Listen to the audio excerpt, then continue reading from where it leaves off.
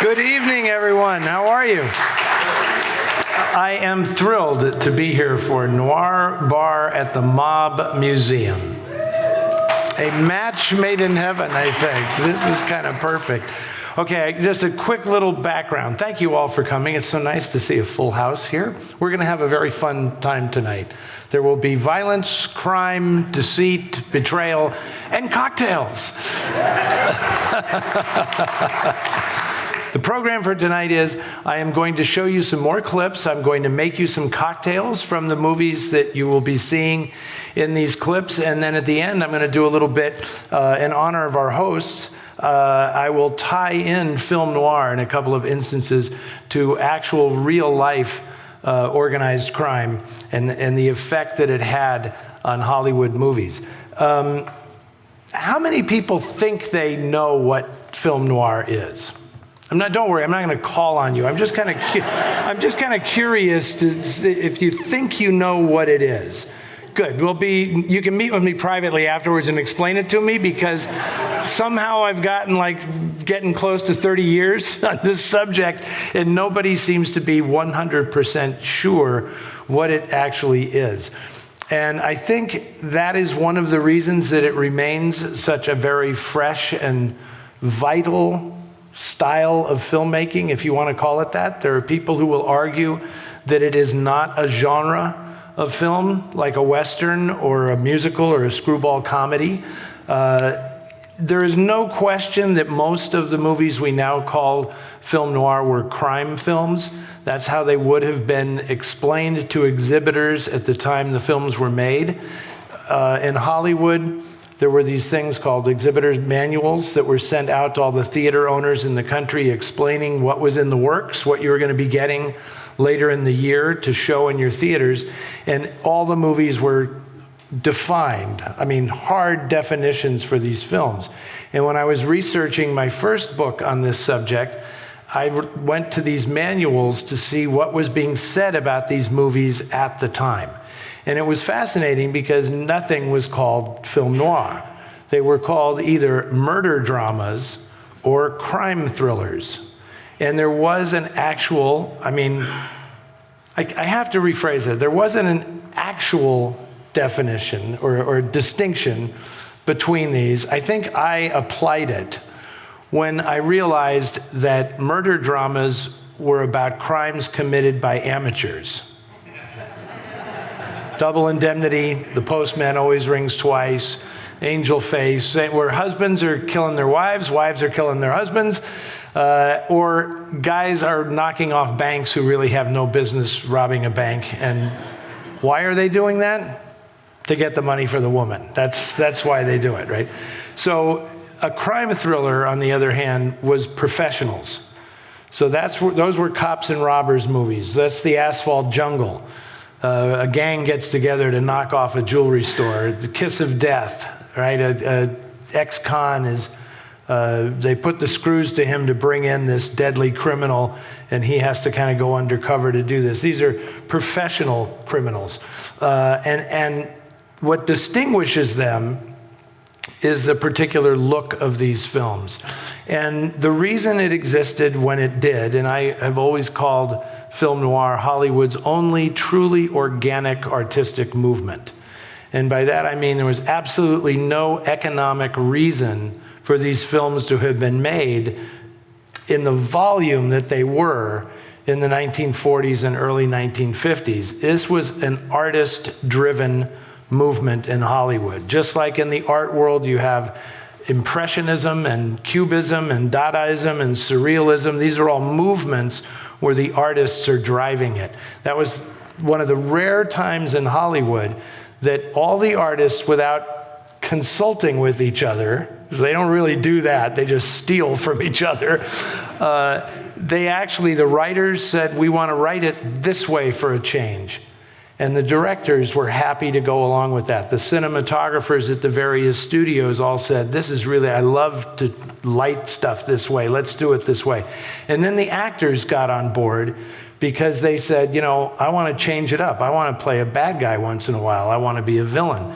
And the thing that really characterizes noir films from a writer's standpoint, which is the way I look at it, is that for once Hollywood was telling stories in abundance in which the protagonists were not the good guys. They were actually very often people who knew what they were doing was wrong, and they went ahead and did it anyway. And they reaped the consequences because, as I'm sure many of you know, there was a production code in effect in Hollywood. There always was, but starting in 1934, it was more strictly enforced right at the end of Prohibition, coincidentally. And then it just became a game with the artists to figure out how they could get around the production code, how they could write stories about people doing dreadful things. These stories are driven by lust and larceny more than anything else, really. And they had to figure out a way to do this creatively. And all of the artists bought in on this. And of course, it led to instances of actors like Tyrone Power, who was a good guy hero, suddenly convincing Daryl Zanuck to let him play the charlatan Stan Carlisle in this great film Nightmare Alley, which was just remade recently with Bradley Cooper playing that role. But this was what makes it so fascinating, is that it was just this movement. And one of the reasons it stays so popular and why I actually have a television show every week dedicated to it is because it is hard to describe it in a nutshell. And most people say, oh, I know noir when I see it or when I feel it or something, but you can have, and trust me, whenever I color outside the lines on TCM, I hear it from the purists, right? Don't try to tell me that there's such a thing as a noir comedy. There is no noir musical. There is no noir western. There are no noir war stories. But it's kind of fascinating to realize that films made at that time that were war stories had a noir vibe about them because the movement was so prevalent in Hollywood at the time. Okay, now I am going to make our first cocktail in a moment, but first we are going to watch a clip that features the man that I consider to be the most important figure in the development of the film noir movement in Hollywood. And it's not a writer, and it's not a director, nor a cameraman, but an actor. Can we wait for him to come out? Yeah. It'll close for another hour or so. It's raining pretty hard. I got my car. Yeah, that's right, it is, isn't it? You know, it just happened. I had a bottle of pretty good rye in my pocket. I'd a lot rather get wet in here. Well.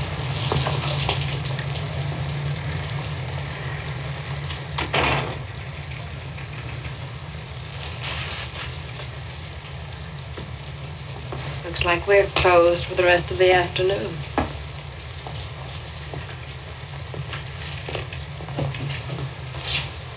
Tell me more about this business. Oh, there isn't much to tell. What's the matter? I'm just wondering if you have to, Oh, not necessarily.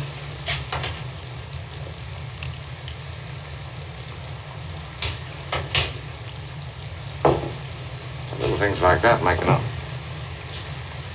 Hello. Hello.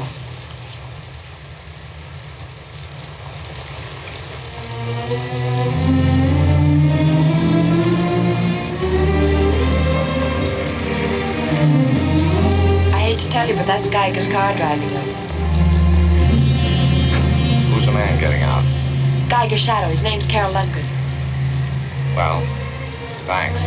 If you ever want to buy a book Been her 1860? with duplications, so long.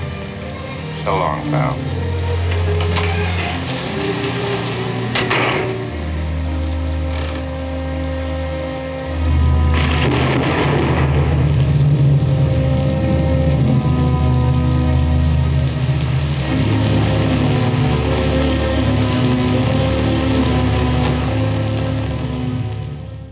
Can I have a hand for Humphrey Bogart?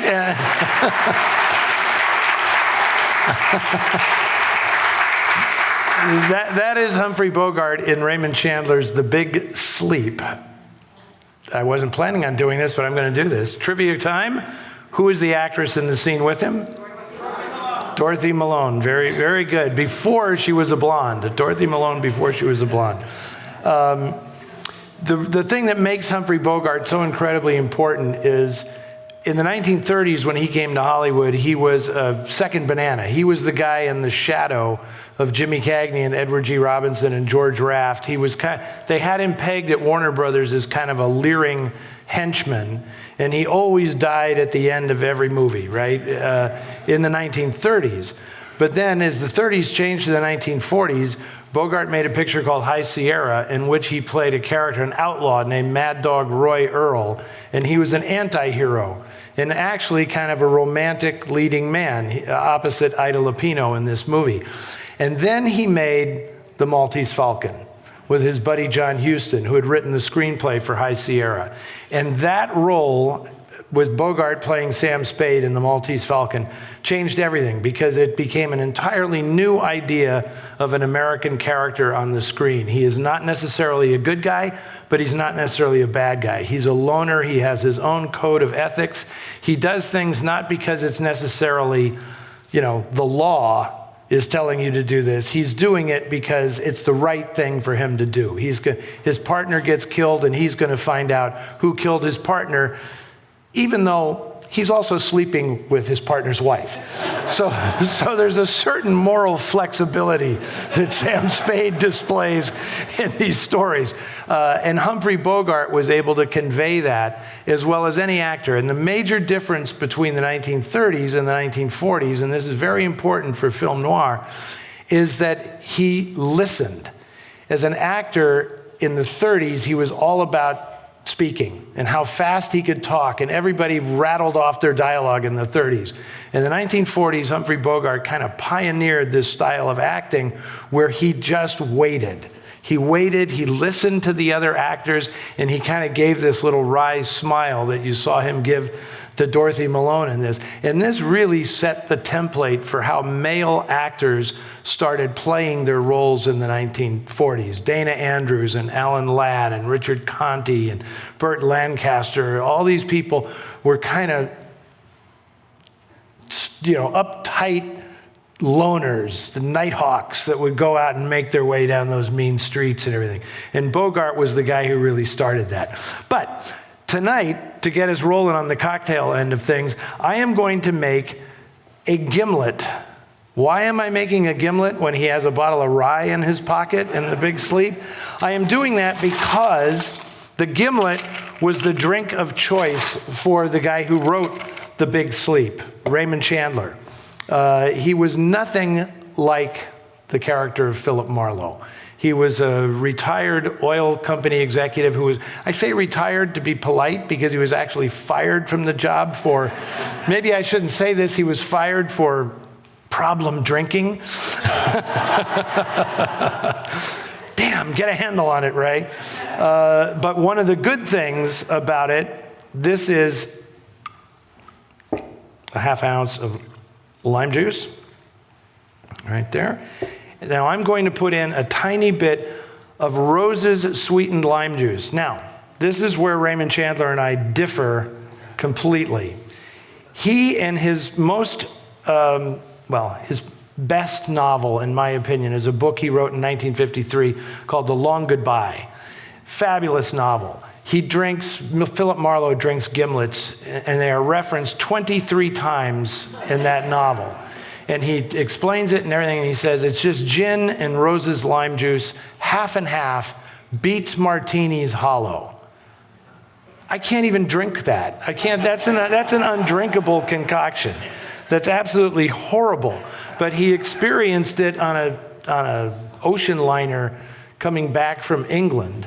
And he started drinking gimlets, and then he had like cases of Rose's lime juice delivered to his house and crates of gin, and this became his go-to drink, okay? So it is. I just use a tiny bit of Rose's lime juice to take the tartness off of the lime.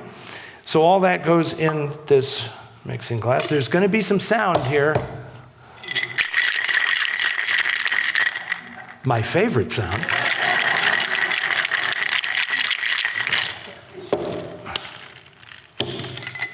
Okay, so this is going to, I don't know who's going to get the gimlet, but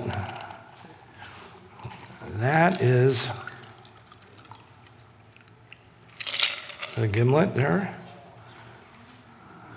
And you get a little, with that you get a little lime wheel here. Okay, I'm just going to set that out there as a beautiful prop right there, but that is 100% drinkable. Okay, so I don't want that to go to waste. You know what I'm saying? So, and Raymond Chandler also famously, there's a very, very and you guess what? You get to sample it yourself. See, they do things right here at the Mob Museum. That's the way you got to roll. So it's a little, I can't guarantee you it tastes exactly like mine, but I'm sure it's very good. And there's a famous story about Raymond Chandler. Some people say it's apocryphal, but I love it so much. The only original screenplay Raymond Chandler ever wrote for a movie was for a film called The Blue Dahlia in 1946. It starred Alan Ladd and Veronica Lake. And he was going to write this as a novel, but he decided to do it because Paramount wanted to make a movie before Alan Ladd went off to the service to fulfill his obligation for military service. And Chandler agreed to write the screenplay under one condition. He could work at home, he could be drunk the entire time, and that his pages would be ferried by limousine to the studio as they were completed, okay? And so this actually happened. And the problem was they caught up with him because the director of the movie, George Marshall, was so facile. It's like, we're waiting, where are the pages? We need more pages. And this really startled Chandler, and he really, really got drunk and started just pounding out this stuff that kind of didn't really make a whole lot of sense in the end. And then the Navy scotched the whole thing anyway, because they said you can't have an ex-Navy guy be the culprit at the end of the movie, and it kind of spoiled the whole plot. And so they added in an ending that Chandler absolutely despised, and he said, "I'm never going to work in Hollywood again." It was the only story he was ever nominated for an Oscar for. Perfect. Okay. Now I'm going to step over here, and we are going to.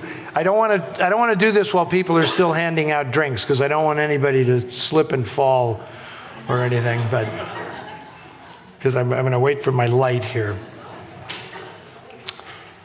So it is a shame, though, about Bogart. I mean, as absolutely awesome as he was, that career.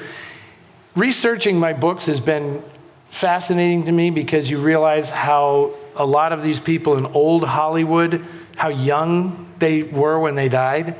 It's kind of frightening. Like Alan Ladd and Veronica Lake, who I mentioned, they both died at 50, right? And John Garfield died at 39 years of age. Humphrey Bogart was 57 years old when he died.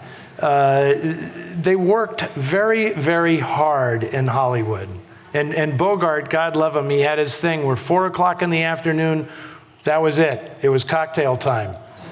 And no matter what they were doing, whatever the scene was, Bogart said, "Done for the day." And he that's when you get to be a big star. You just walk off the set and say, no, we'll pick this up later, you know.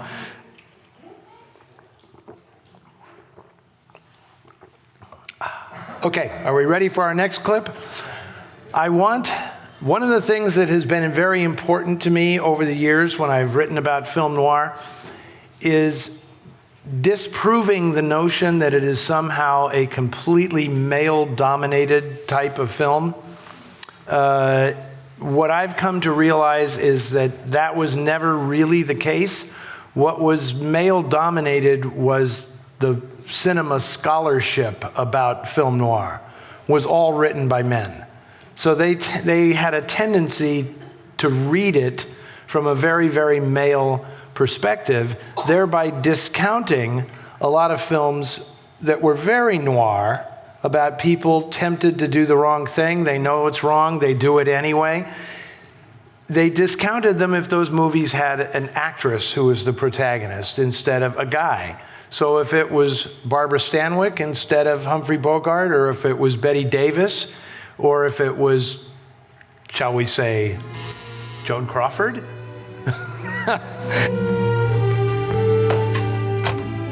Hi, Mildred. Hello, Wally. Bert around? Not right now, he isn't. Well, I'll see him Monday. He left things are sort of a mess over at the office, and I thought maybe you could help us straighten them out. Ask him to drop over, will you? Well, if it's important, you better find him yourself. He isn't living here anymore. You mean you busted up? Something like that. For good? As far as I know. If you don't know, I don't know who does know. You here all alone? No, I have the children. Bert must be crazy. You know, I never did mind being around you, Mildred. You don't by any chance hear opportunity knocking, do you? Me? I'm conscientious. Not too much ice in that drink you're about to make for me. You're moving in? Maybe. Anyhow, I'm not going to cry my eyes out about you and Bert splitting up. I like the idea. Makes me feel good. Wish it made me feel good, too. I like scotch. I know what you like. With soda. You know, I've always been a little soft in the head where you're concerned. You surprise me. Now, this is on the level. Bert's gone? Okay. I figured maybe there's a chance for me now. You know, I wouldn't drop dead at the idea of marrying you. Quit kidding, will you? No, I figured maybe one of these days you might have a weak moment. If I do, I'll send you a telegram. Collect. Easy on the ice for this, will you? No soda? Sorry, Bert never had it around. We'll take care of that. Say when. Not for me. I'm not used to it. Take care of that, too. You're pretty sure of yourself, aren't you?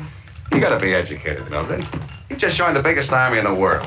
The great American institution that never gets mentioned on the 4th of July. A grass widow with 2 children to support. Wally, why don't you make an effort to grow up? I should make an effort to forget Bert. Well, maybe I don't want to. But you'd be lonesome, Mildred. You're not the kind of woman to get along by herself. Well, I can try. Oh, come on, get wise. Wally, you should be kept on a leash. Now, why can't you be friendly? But I am being friendly. No, I mean it. Friendship's much more lasting than love. Yeah, but it isn't as entertaining. Cut it out, Wally. You make me feel just like Little Red Riding Hood. And I'm the big bad wolf, huh? Nah, Mildred, you got me wrong. I'm a romantic guy, but I'm no wolf. And quit howling. I know you romantic guys. One crack about the beautiful moon and you're off to the races. Especially when it looks like a sure thing. Here we go again. Did I do something wrong? You better go, Wally. No dice, huh? Good night. Well, no dice, no dice. You can't shoot a guy for trying. I just thought maybe it... Oh, Mildred, I was only kidding. I wouldn't pull any cheap trick like that on you. You know that. Yes, I know. Well, I said good night, Wally. Okay. Round 1 goes to Mildred Pierce. There won't be any round 2. We live in hope. I'll keep on trying. I know, once a week. Twice a week.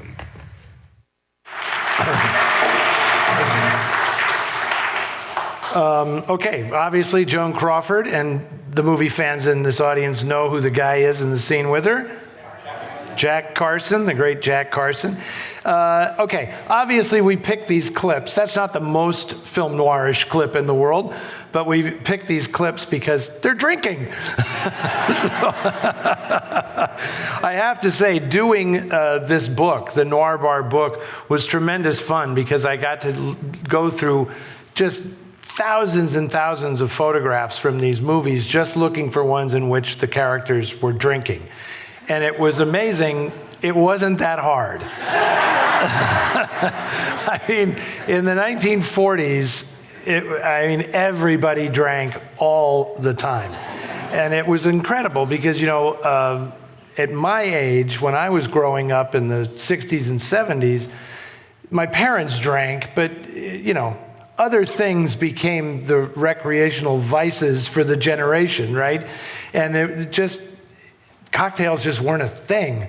And I'm so happy that there was this renaissance in cocktails, and now it's a whole thing again because, as you can see, the style that goes along with being out on the town and drinking. And of course, in the movie, Mildred becomes a very successful restaurateur and has a wonderful place, Mildred's, with a bar connected to it. And it's just like a little slice of heaven. And it's really a wonderful story. If you haven't seen Mildred Pierce, it's one of the great melodramas of all time. And a lot of people like to argue about whether it really is a film noir or not, because it doesn't check off all the usual boxes. But when they made the film at Warner Brothers, they were doing it after the huge success of Double Indemnity, which was also written by James M. Cain. And it was told in a flashback where Fred McMurray, you saw that in the beginning of the first clip I showed, it was the walk of a dead man. You know, Fred McMurray is narrating his own demise. And they just decided, well, you know, we're going to start Mildred Pierce with a shooting, and then we're going to do a flashback thing. And they changed the novel pretty dramatically to make it more like a film noir movie. And it revitalized Joan Crawford's career, because she had been at MGM, and then when they got rid of her because they thought she had reached her sell-by date, and nobody tells Joan Crawford when her sell-by date is, you know. So she left and went over to Warner Brothers, and a wonderful producer named Jerry Wald concocted this film, Mildred Pierce, for her to be her comeback. Don't tell Joan that they actually offered it to Ann Sheridan first, and Ann Sheridan turned it down, which is why Joan Crawford had the chance for this comeback, and she won the Oscar for Best Actress. And after that, her whole career became kind of this noir-stained melodrama, one film after another. You know, Possessed and The Damned Don't Cry and Sudden Fear and just, you know, This Woman is Dangerous, where Joan probably, she did get closer to that sell-by date towards the end, and she was still playing it like she was 26 years old on screen, which led to her being kind of a figure of derision. But I don't subscribe to that, because I think she's just one of the most incredible people in the history of Hollywood. Anyway, in honor of Mildred Pierce, a very fabulous mixologist named Abigail Gulo, who works in New York and New Orleans primarily, concocted a drink that she called a Mildred Pierce. And it was so great, the first time I tried it, I said, this is like perfection. This has to be on bar menus all around the country. And it's some of the ingredients are a little tricky to find, but it's so easy to make. And the scary thing about it is, it's sort of like adult Kool-Aid.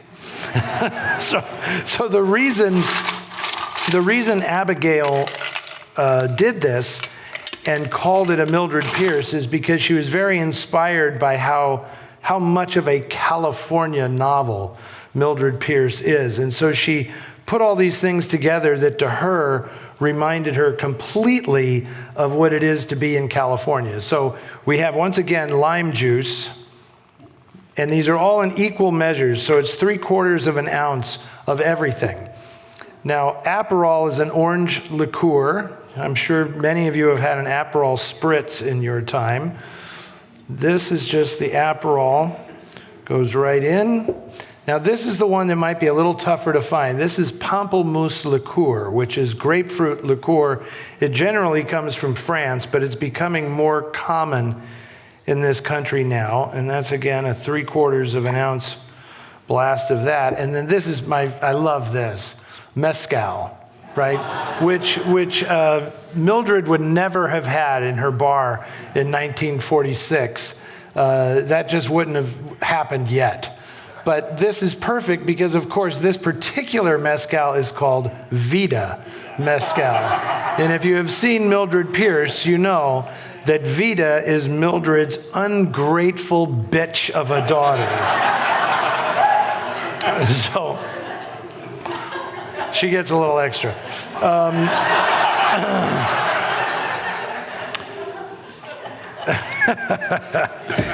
That's one of the reasons people say, you know, it's not really, Mildred Pierce, the movie, isn't really a film noir. They say, where's the femme fatale? And I say, it's Vida.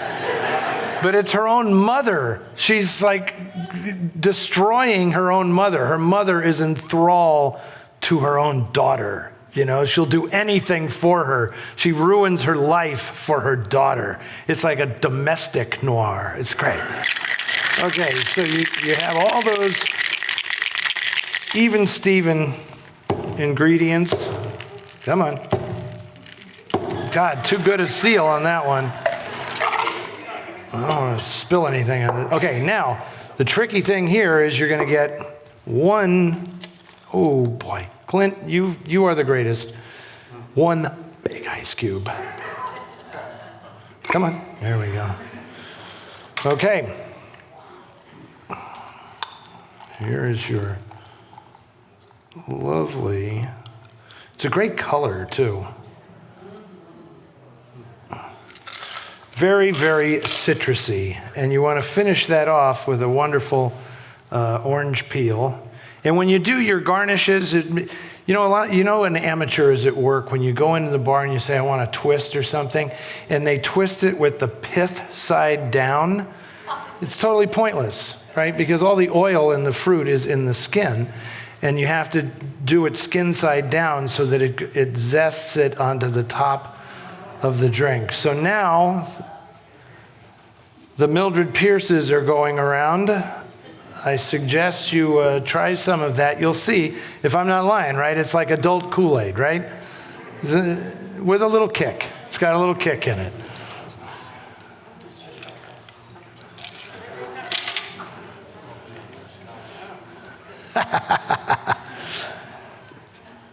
So how many people are Joan Crawford fans in the audience? How many people are Joan? Okay. I'm very happy to hear that. So like in the back row, what's your favorite Joan Crawford movie? It doesn't have to be a film noir. What's your favorite Joan Crawford movie? Okay, perfect. A Mildred Pierce fan. That's what we like to hear. And I do one of my, it's such a thrill to be able to do this gig on TCM because you meet all of these magnificent people. And I did a show years ago in San Francisco at the Castro Theater. I didn't produce the show. It was a fellow named Mark Eustace who did all these shows in San Francisco. And Mark's thing was he was like a gay impresario. And he loved to bring out these older Hollywood actresses and he would, fet them. And he had Ann Blythe, who plays Vida in Mildred Pierce, come out for a screening of Mildred Pierce, and he asked me to do the interview with her on stage. And at this point, Ann Blythe was probably, I'm going to say she was like 89 years old, okay? And she was fantastic. But this was Mark's Productions. You have to understand, the Castro Theater is in the gayest district in the United States of America. And if he's showing Mildred Pierce in a Joan Crawford movie to 1,200 gay men, essentially, in this theater, he decided it would be entirely appropriate to have a Mildred Pierce pie-eating contest where all the competitors were drag queens, okay? So Anne was so great. She loved it. She just thought it was the greatest thing. And when it came time to do the interview, it was so funny because she said, look, Eddie, I'm going to tell you this right up front. I know exactly what's going on here. I'm 89 years old, but nobody is pulling the wool over my eyes. You are going to try to get me to say nasty things about Joan Crawford, and I have none. I have none. I'm telling you right now, she was wonderful, great to work with. She was a total professional. She treated me like an equal. I loved Joan completely. Okay, what else are we going to talk about now? That's the way you handle that. She was pretty great. Okay, boy, these drinks are just sitting here.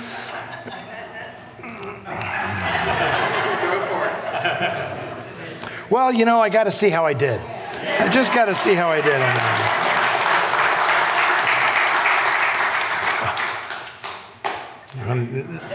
that. My wife is here with me. May I just say, I make these for her at home all the time, but I figure, it'd be good. Okay, I think we're going to move on to our next film clip, because this next cocktail is going to be very complicated. There's a huge story behind it. Now, see, the gimlet, I had nothing to do with creating the gimlet. And I gave full credit to Abigail Gulo for creating the Mildred Pierce. This next cocktail is one that I actually created myself. So it's a little more challenging than some of the others, because it was made to honor a very challenging and difficult motion picture that was made in 1946 but not released until 1948. Hang on, don't blind me yet, because I'm going to get to this clip very quickly. And this is one of the most unusual noir films, or just most unusual films ever made in Hollywood, by arguably the most important and inventive film director of all time. So this clip I'm about to show you is from Columbia Pictures. This is Orson Welles and Rita Hayworth in The Lady from Shanghai. Time for another. You know what? Michael still insists. I beg your pardon? I said what? Michael still insists on quitting. Why shouldn't he? Oh, no. I think Arthur ought to try and make him If he wants to go, let him. George likes to have him around, lover. Michael's so big and strong. Makes a good bodyguard for you. Isn't that what you said, George? I don't need a bodyguard. That's right. Not even a big, strong bodyguard, Don't make lover? another drink. With an Irish brogue? Arthur's had enough. You know, George thinks Michael's fallen for you, and that makes me unhappy. George hopes. But George is wrong again. Now, Arthur. George is I didn't say anything about Michael and Elsa. Drink, George. Another Grisby special coming up. You know you're a stupid fool, George. But you ought to realize I don't mind a bit if Michael's in love with my wife. He's young. She's young. He's strong. She's beautiful. Sit down, darling. Where's your sense of humor? I don't have to listen to you talk like that. Oh, yes, you do, lover. Now, Arthur, you leave Elsa alone. Come to think of it, why doesn't Michael want to work for us? Why should he? Why should anyone want to live around us? Where's his sense of adventure? Broom! Broom! Excuse me, sir. He's over there eating. Tell Michael to step over here for a moment. Aye, sir.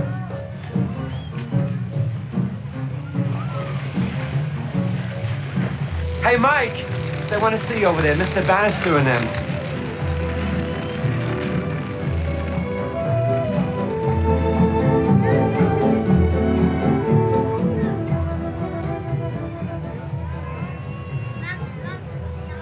Well, Michael! Well, Mr. Bannister. My wife's lost her sense of humor, Michael, and you've lost your sense of adventure. Sit down and have a drink. Give him a drink, George. And don't look so chopped. Michael may not be in the social register, but then neither are you anymore.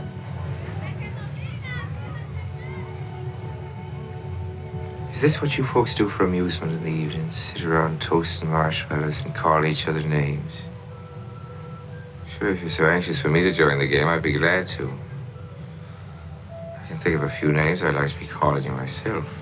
Oh, but Michael, that isn't fair. You're bound to lose the contest. We'll have to give you a handicap, Michael. You should know what George knows about me, for instance, if you really want to call me names. And Michael,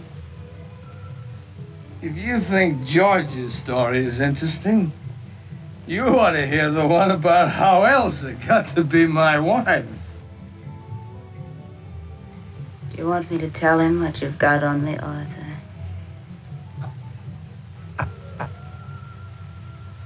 You know, once, off the hump of Brazil, I saw the ocean so darkened with blood it was black, and the sun fainting away over the lip of the sky. We put in at fertilizer. A few of us had lines out for a bit of idle fishing. It was me had the first strike. A shark it was. Then there was another. And another shark again. It's all about the sea was made of sharks. And more sharks still. And no water at all. My shark had torn himself from the hook.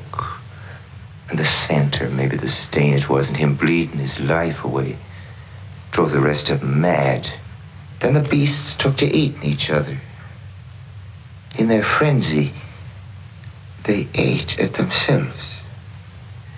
You could feel the lust of murder like a wind stinging your eyes, and you could smell the death reeking up out of the sea. I never saw anything worse until this little picnic tonight. And you know, there wasn't one of them sharks in the whole crazy pack that survived. I believe in you now.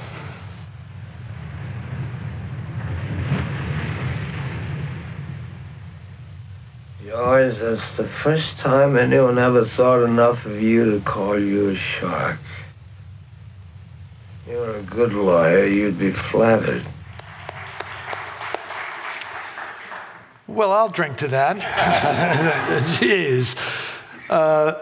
So the story behind the lady from Shanghai, I know people are very familiar with Orson Welles. He is one of the most, like the major talent of the 20th century, really. I mean, the guy could do everything on the stage, on radio, in the movies.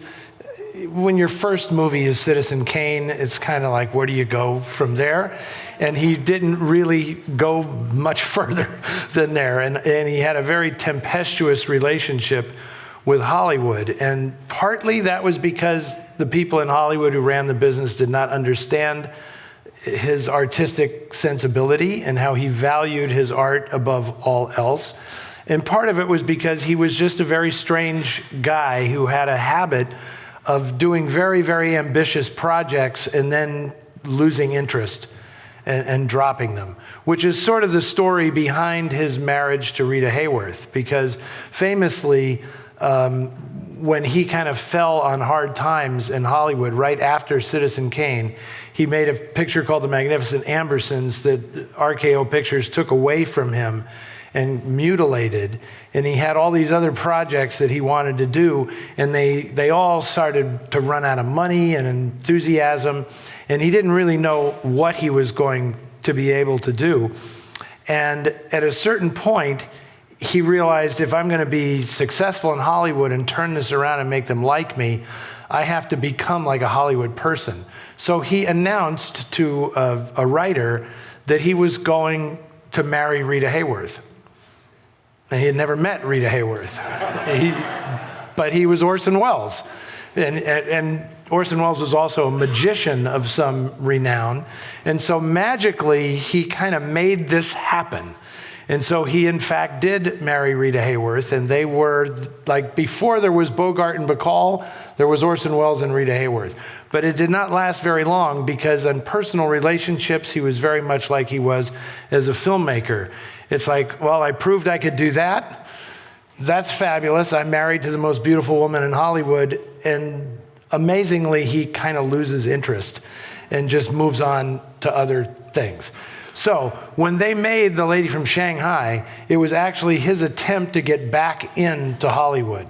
And so Rita Hayworth was under contract to Columbia Pictures, where Harry Cohn, who was the head of the studio, thought that Rita Hayworth was his personal property because he made her a star, right? And so she belonged to him. And then all of a sudden, here's this Orson Welles guy who shows up and marries his personal property. So there was a war underway from the very beginning. But Welles knew that the only way he was going to get to make another movie in Hollywood was if Rita Hayworth was in it, and that Harry Cohn produced it. And so he famously was on the phone with Harry Cohn and was looking at a spinner rack. He was in a phone booth. I love this story, so I want to believe it, even though I have reason to believe it's all bullshit. But it's like, so he's on the phone and he spins the rack around and he finds this paperback book called If I Die Before I Wake. And he tells Harry Cohn he's got the perfect property for this project with Rita Hayworth. And he reads the back of the book over the phone to Harry Cohn and makes a deal to make the movie. And then they ended up shooting this film, and it was made like a home movie. I mean, literally, Orson Welles borrowed Errol Flynn's yacht. They set sail in the Sea of Cortez, and all of a sudden, they're making this movie. On the very first day of shooting, the assistant cameraman dies of a heart attack. It was like Colonel Kurtz going upriver in Apocalypse Now, making this movie. And when it was all said and done, nobody could quite figure out the plot, and it was 155 minutes long. And Harry Cohn had a famous thing he called the ass test, when he would watch a movie in a screening room, and he said, when my ass starts to hurt and the movie's only halfway done, we have a problem, okay? And so he's watching this movie, and everybody's waiting for the ass test to kick in, and he says, I'm going to pay $10,000 to anybody who can explain this thing to me. So they actually hired a woman named Viola Lawrence to come in and edit this movie from 155 minutes down to 86 minutes long. That's a lot of movie that got left out. So I decided I needed to commemorate The Lady from Shanghai with a cocktail. So here's what it is. This is how it goes in the publishing business. You get to see it up close. How fabulous. When I originally created this cocktail, it was definitely going to be called A Lady from Shanghai. Because I had fantasies of finding this, like I want Abigail's Mildred Pierce to be on cocktail programs around the country. I want to go into a bar and see a Lady from Shanghai cocktail on the menu, right? But then when the book was laid out, the designer, this wonderful guy, contacted me and said, Eddie, you can't call it a Lady from Shanghai cocktail, because the way the book is laid out, the title of the movie is Lady from Shanghai, it's over here, and then the name of the cocktail is The Lady from Shanghai, it's over here. It looks really bad. You got to call it something else. Damn, there went my chance at fame. So we call this now a Sailor Beware, which is not bad. I can see some tiki bars using the Sailor Beware. So this is very complicated, and I'm very glad that they chose that clip, because all of these things, all of the people you saw in that clip are going to be featured in this cocktail. So the first thing we're going to use is ginger liqueur. Now, it's fabulous. Ginger liqueur is one of the great discoveries of my life in the last few years. So you need like a half an ounce of ginger liqueur. There are many different brands of this now. There's a fabulous one from France called Domaine de Canton. It's really excellent. Okay, so you want a half an ounce of that. Now, here's where I am going to celebrate the Mob Museum. This drink called for green chartreuse. I don't know how many serious drinkers are in this crowd, but for the past 4 months, there has been a worldwide shortage of green chartreuse liqueur. There's even a rumor that they are no longer going to be making it at the monastery in Europe where it was originally created, right? This is one of the most fabulous and mysterious elixirs in the world, green and yellow chartreuse. I cannot find a bottle in California. Obviously, Clint, who runs the bar program here at the Mob Museum, he knows people. Clint knows people, because he got a bottle of green chartreuse. So you want to do a half an ounce of that. Now things are going to get kind of heavy, because if you those two, the ginger and the green chartreuse, those represent Rita Hayworth, her character in The Lady from Shanghai, Elsa Bannister. And now the Courvoisier, the cognac, this is for Everett Sloane, who plays the reptilian attorney in the film that you saw there. You know, if you would have appreciated it as a compliment if you were a good lawyer, you know. And then, of course, for Orson Welles, Irish whiskey. Is that not like one of the worst Irish accents you've ever heard that Orson Welles does?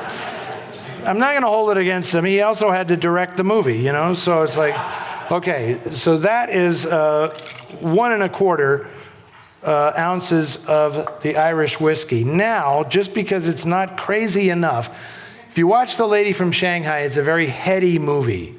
You feel like you're spacing out watching this movie because it's so hard to follow the plot and the visuals are so extraordinary.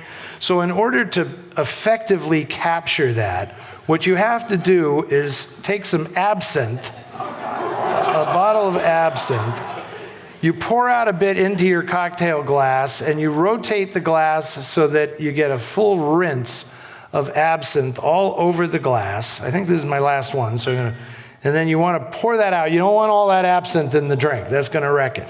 But you want to pour that out.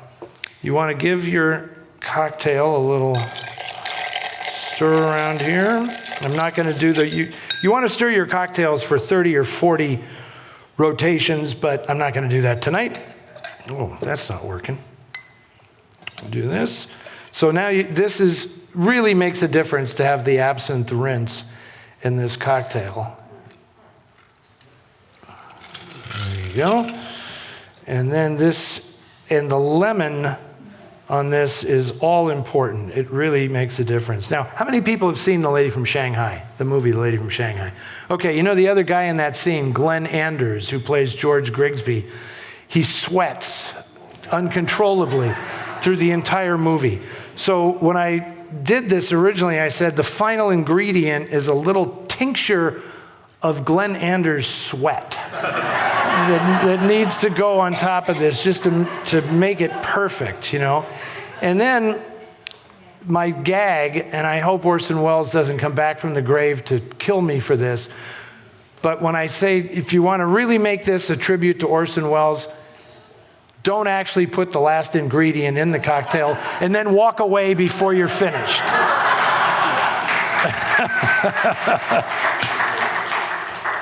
I have to say, that cocktail looks very inviting to me, and I have to taste test. Oh yes, oh yes. Yeah, that one worked just fine. Okay. I know now, unfortunately, I put my lips on these, and I was going to say, somebody could come up here and just take one. The gimlet is still pure. That one's okay. All right, so there are many more recipes like this in the cocktail book, either more cocktails that I created myself or ones that are directly from a movie. Like, have you ever seen the film The Big Clock? You know that Ray Milland and Rita Johnson drink stingers in the hotel bar. One of the worst cocktails ever created, the Stinger, but it's in the movie, right? And who am I to judge that somebody else might love the green creme de menthe that is used in that? Not me, no. But they make such a big deal out of it in the movie, I figured we had to do that. Okay, now, has everybody who wanted a Sailor Beware gotten a little sample of a Sailor Beware? Okay, now, in addition to showing some clips where there are cocktails associated with what you're seeing, this being the Mob Museum, it felt entirely appropriate to talk a little bit about organized crime's connection to Hollywood. So we're going to watch a clip right now from a movie that is a kind of a landmark noir film that came out in 1948. It's called He Walked by Night, and it is a famous movie for several reasons. The man who is largely responsible for it is a guy named Crane Wilbur, who went into the files of the LA Police Department and said, this would make a really good story. And it's based on a true crime incident that happened in Southern California in the 1940s. There was a fellow named Irwin Walker. And Irwin Walker was a former, he was in the Signal Corps in World War II, and he worked as a dispatcher for the Glendale Police Department. But he suffered seriously from what we now call post-traumatic stress syndrome, because he watched his entire platoon in the South Pacific get killed in combat, and he was the only survivor, and he suffered horrible survivor's guilt. And oddly, it led him to become a criminal. And he went on like a one-man crime wave in Southern California, mostly stealing electronics equipment. And at one point, he was about to be captured, and he shot and killed a highway patrolman. And the press immediately christened him Irwin Machine Gun Walker.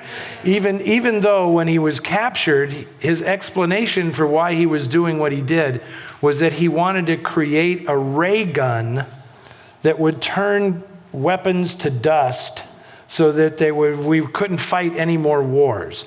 So clearly Irwin had kind of lost a couple of marbles along the way, but it was a very amazing story. And Crane Wilbur bought this and took it to his producer friend Brian Foy to turn it into a movie while Irwin Walker was still awaiting sentencing. So it was a very, very timely thing. And I want to show a clip from the movie. It's not a very long one, but it also is an example of high noir style, because this movie was photographed by the greatest noir cinematographer ever, a guy named John Alton, who was a master of light and shadow. And so this is He Walked by Night. Monica and Fuller. The murder suspect in the Rollins killing is at large.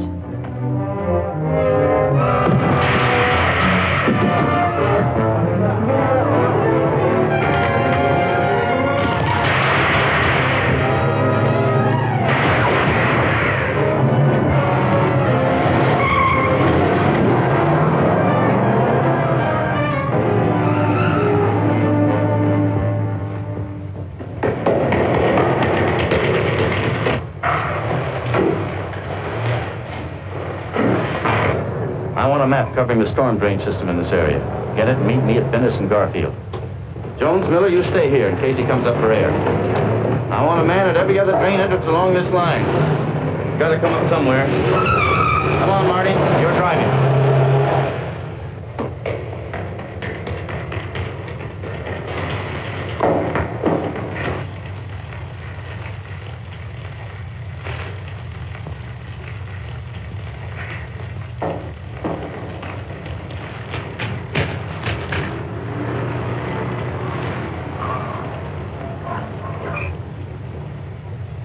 Keep this drain covered.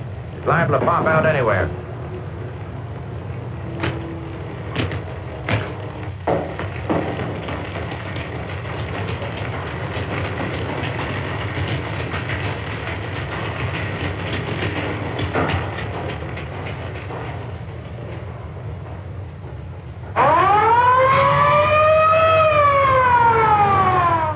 Why Venice and Garfield, Captain? It's the main intersection of the system. We can head him off that way. ADK to Control 1. Clear frequency 7. This is an emergency. Control 1 to all cars on frequency 7. Stand by. Control 1 to 80K. Go ahead. Notify homicide. Send the following to Venice and Garfield. 4 squads, battle lanterns, gas mask, tear gas. Urgent. This is a code 3. Control 1 to 80K. Roger.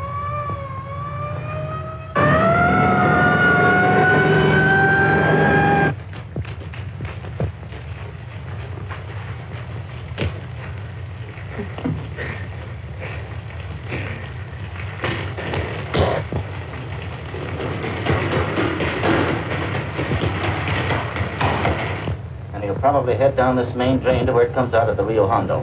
Now, you take your squad and cover that exit. Right. Keep all spare radio cars cruising back and forth along this main street. Watch the curb inlets. We'll go in here.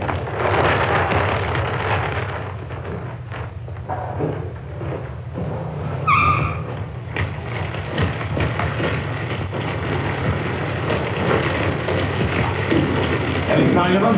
No. We've searched every foot between here and the Rio Hondo outlet. And he must be up ahead.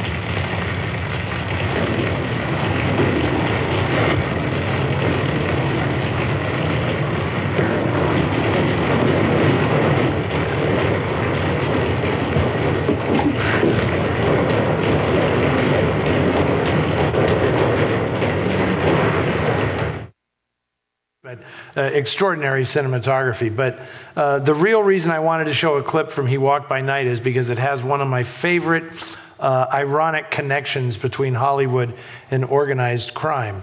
The other reason this film is so famous is because there's an actor in it who plays the police technician. His name is Jack Webb. And Jack Webb, when he made this movie, it gave him the idea for Dragnet. For the Dragnet, the whole thing to hunt this guy down, and they end up and Irwin Walker did escape from all of his crimes that he committed by using the storm drains in the sewer system in LA. That was what really intrigued Crane Wilbur about how he could do that.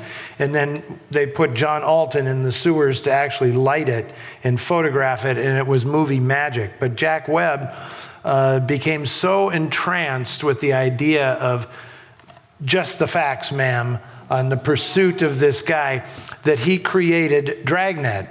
What Jack Webb didn't know at the time he created Dragnet is that one of the producers of this film was Chicago mobster Johnny Rosselli, is one of the silent producers of this movie. And in fact, Johnny Rosselli was known as the Chicago mob's man in Hollywood. He was called Hollywood Johnny. And, he always had his sunglasses, and he was a very handsome guy, dashing character. And he was the guy who was working with all of the trade unions in Hollywood, IATSE and all the craft unions and everything, to try to get the mob to infiltrate these labor unions. And it's just an amazing story, because they said, look, there's no way that you're going to get a production with Johnny Rosselli as one of the producers. You're not going to get anything past the production code.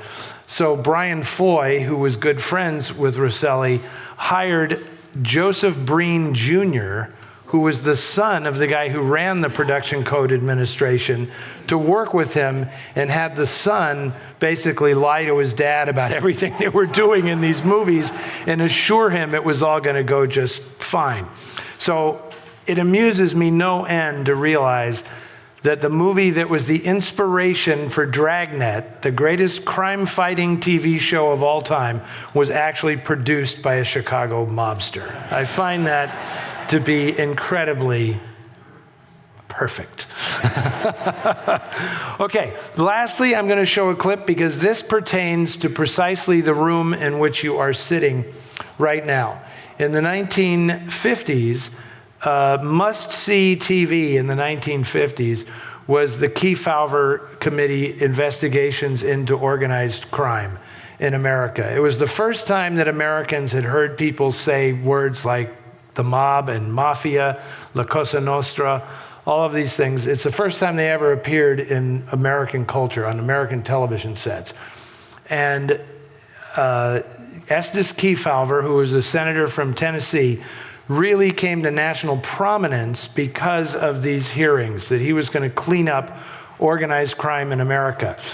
There became a whole subset of film noir where it was no longer, I explained at the beginning, there were murder dramas and crime thrillers. In the early 1950s, Hollywood created a slew of expose movies that were about how organized crime was actually affecting life in your town, wherever that may be, right? And there were these guys named Jack Late and Lee Mortimer who wrote books called San Francisco Confidential, Chicago Confidential, New York Confidential, all of these things that were about like where all the bad stuff happened. And these were supposed to be like expose books, but they were really more like travel books for people who wanted to have a really good time. So I collect those things because I just want to know where all the dirty stuff went on, right?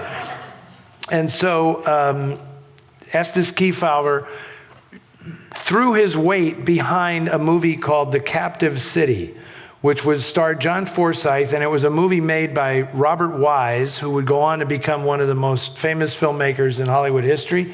He made a couple of small little films like The Sound of Music and West Side Story and The Day the Earth Stood Still and The Haunting. And I mean, the guy was just incredible. But this is a movie of his that doesn't get talked about very much because he did this as a complete independent film. He owned the production himself. along with Mark Robeson, who was also a director. And Alvin Josephsey was a writer for Time magazine who had written a lot about organized crime, and he did the screenplay for the film. And then they got Estes Kefauver himself to record an intro and outro to the film. I guess he was the original Eddie Muller. He was doing an intro and an outro to the film when it showed in theaters, and it led to him actually becoming the prohibitive favorite for the Democratic nomination for president. And it forced his success in the primaries that year that this movie came out, forced Harry Truman out of the race. And that's why Harry Truman didn't serve another term in office. But here is a clip from The Captive City with John Forsythe.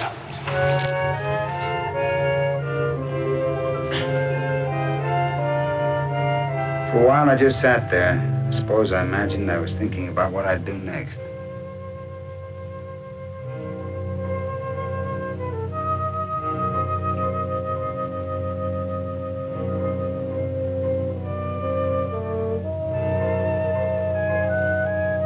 Kefauver Crime Committee opens in Capitol.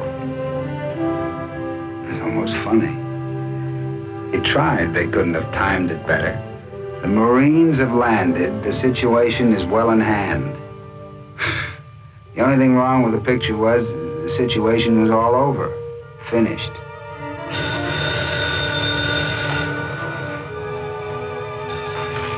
Hello. Oh, hello, darling. Jim, where on earth have you been? Just walking around. I'm sorry. I guess I should have phoned. Yeah. They turned me down. Cold. Well, I'm all right. Don't worry about it. I said don't worry about it. I'll be all right. Darling, I just got an idea. But throw a shirt and some socks into a bag for me, will you? The Senate crime investigation opens up at the Capitol tomorrow, and I just thought that maybe I'll talk to you later. So you're going to the Capitol? That's right. You busybodies are all alike. You never know when you've had enough. I told you, didn't I?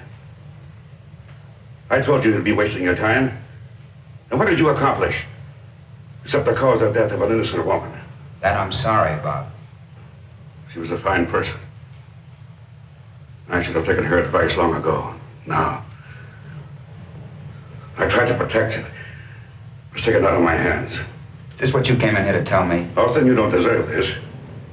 But I persuaded my people to let me have one more chance to try to make a deal with you. Why? Because I don't believe in the use of force.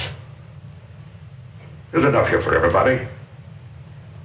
Now that you understand what you're up against. In other words, I can take your advertising, or I can deal with the hoods that Fabretti's got parked outside my house. I hadn't intended to put it that way. But that's what it amounts to, isn't it? Yes. I'll think it over. And meanwhile, run up to the Capitol? I'm afraid that won't be very satisfactory. I want your answer now. All right. Tell Fabretti to go fly a kite. I wonder if you realize just what you're saying. These people can be patient, but only up to a certain point. I'm afraid that point's been reached. Thanks, I'll keep that in mind. If I were you, I'd keep it very much in mind.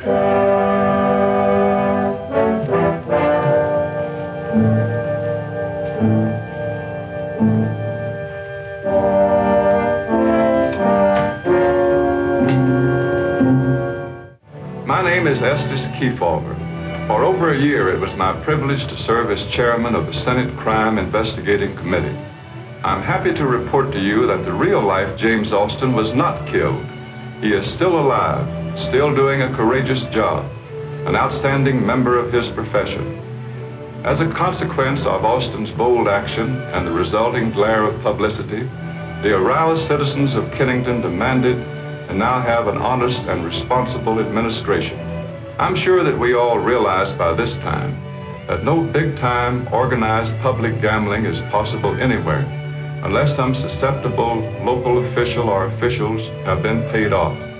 By these payoffs, the underworld creates a vicious circle. Gambling yields large profits. These profits make more money for payoffs. More payoffs mean a deeper and deeper penetration by the underworld into our political and economic system. Just remember, there is no such thing as a little harmless local vice, a little organized gambling. Multiply a little organized crime by 1,000 and you have a vicious, powerful, nationwide criminal syndicate. Basically, stamping out crime is not just a national problem. It is largely a local matter, a local responsibility. Cut off the crime dollar at its source in your own town, and the syndicate will shrivel and die.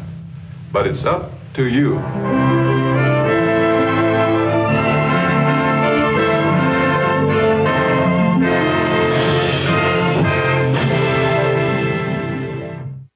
Mr. Kefauver and his successful campaign to rid America of gambling and vice. Here's to you, Estes. Well done, sir. But that was a very, those films were very, very common. That was known as the square up in these movies, and it was a very important part of any movie that was made about organized crime back then. They had to have the square up, and then The Godfather came along and changed everything. Okay, so there's going to be a book signing shortly, which I'm happy to do.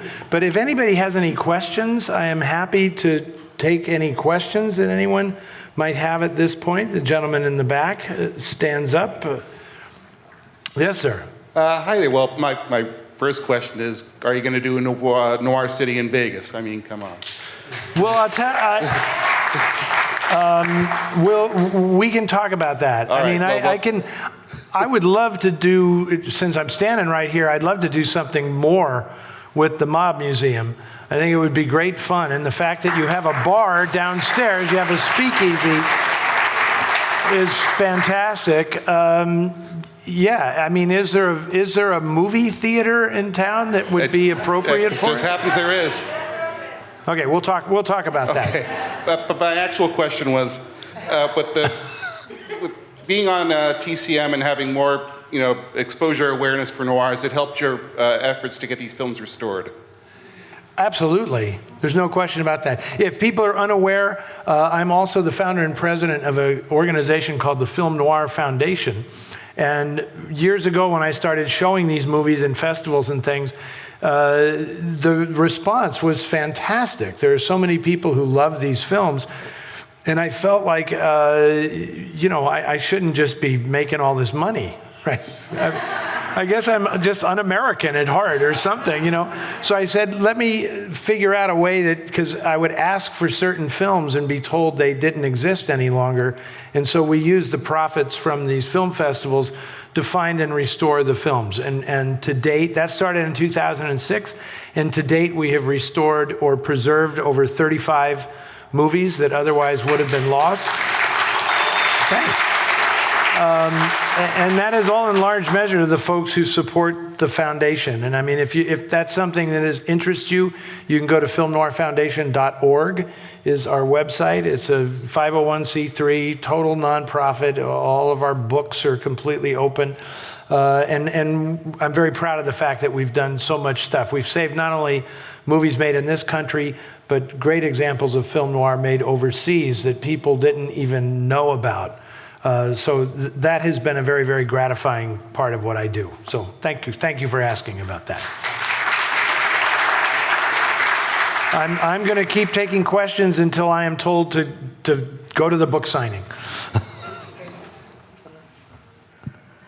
Is archive.org going to go the way of Napster? I'm sorry, I didn't hear any of that. Is archive.org going to go the way of Napster? Are you familiar with archive.org? It's it's where you watch movies for free, right? Right. Yeah. A lot of them aren't necessarily in the public domain, though. I don't know, but that's a very tricky thing because, I don't want to get on a soapbox. We're having a good time here, but like I've restored movies and then we put them out eventually on Blu-ray, and then some people pirate them and they clip off our preservation credits and then they upload them to YouTube, and then they make a pitch saying that I restored this movie and please give me money for my efforts that I did. And it's like they had nothing to do with restoring the movie whatsoever. I mean, restoring a film, a black and white film, these days can cost anywhere from like $70,000 to $110,000, you know? So we have to raise that money and restore it there's no way we make the money back. I mean, it's not even a possibility. We're only doing it because we feel it's preposterous to think that the movie would be lost. So it doesn't help when people do that and say, well, it's in the public domain anyway, because if we restore a movie that's in the public domain, we like to think that we still have a copyright on the restoration of the film. Like we did the version that looks good, right? Don't we have some protection for that? And you know, all this is being debated right now. I mean, obviously the internet has changed everything in modern life. Any other questions? Yeah, question about the film library of TCM. Are there movies that you would like to show on Noir Alley that you don't have license to do so yet? Correct. Yes, that is very true. And just to clarify for people, TCM does not really have a film library. They did at one point. Ted Turner bought the MGM library years ago. He wanted to own Gone with the Wind. That was the reason TCM exists, is because Ted Turner wanted to own Gone with the Wind. He turned out to be a much better steward of the library than he is given credit for, because the great thing about Ted Turner is he admitted he was wrong. This is something that no one in America, modern life, is prepared to do, right? Ted Turner colorized those movies, some of them, thinking it would make them more popular to a contemporary audience, and he quickly found out, leave them alone. They're black and white, leave them black and white. And he said, sorry, my bad, I made a mistake. And he didn't do it again, right? Wow, if only some people were that way. But TCM, then all of that got sold. Various times along the way, it was sold to Warner Brothers, and then the library was bought back, and now it is not. So now TCM is owned by Warner Brothers Discovery. Don't get me started. My wife is over here. She's already, I can tell, she's just like, oh God, don't do it. Don't go there. But Warner Brothers owns the largest private film library in the world. But that doesn't necessarily mean that everything Warner Brothers has is totally 100% accessible to TCM. For years, even though they were sister companies, TCM still had to license films from Warner Brothers in order to show them on the network. And now, I'll just say this about that question. As we go forward and the whole world moves towards streaming, and all of these companies try to figure out what that means to them, and you will all notice if you are now streaming on a smart TV or anything like that, you were told several years ago that somehow this would all be economically beneficial to you, right? And now you are looking at every single service charging you $6.99, $9.99, $14.99, all of them separate. There is no longer a single cable bill that you get that says this is what you pay to get television, right? Now it's like, you want Disney Plus? You want Paramount Plus? You want Amazon Prime and Netflix and Apple TV, and it's insane how much they expect people to pay for entertainment for the convenience of it, and then they just this is all I will say. Streaming is literally like streaming from a faucet. Somebody has the power to turn it off, and it's not you. So that's the scary thing about streaming, is if Amazon or Netflix or something decides one day, the person who is now in charge of the network says, we're not getting the numbers we want on these old films, they will turn off the stream, and you will not have access to those movies. So that's the really scary part of what's happening right now, and there's a lot of battling going on to ensure, the survival of movies and the survival of TCM. I'm sure you all know about the travails that happened with David Zaslav and the cutbacks of the executive staff and everything at TCM. All very real, but I think there's light at the end of the tunnel, and I'm just hoping it's not an oncoming train. Just one more here. Okay.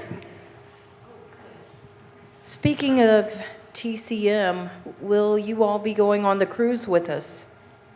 So you are going on the cruise? Of course. Yeah, we're all going. All five hosts are going on the cruise, yes. Wonderful. Will you please bring your cocktail book and some cocktails with you? That was a stipulation of my going on the cruise. Yes, yay! In fact, you will probably see something very much like what you just saw on the cruise, although it's a Disney cruise and they won't let me get behind the bar on a Disney cruise. So I will just talk and somebody else will make the cocktails. So but the great thing about the cruise is you'll be drinking cocktails this size.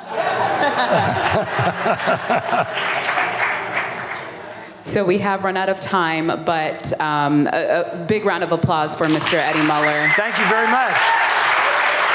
I thank you. We will be holding a book signing in the courtroom waiting area in a few short minutes, and if the liquor is hitting you, our speakeasy is open. Yeah. Have a good night. I will definitely be in the speakeasy if anybody's hanging out after the book signing. Thank you all very much for coming. I appreciate it. Thank you. Have a great night.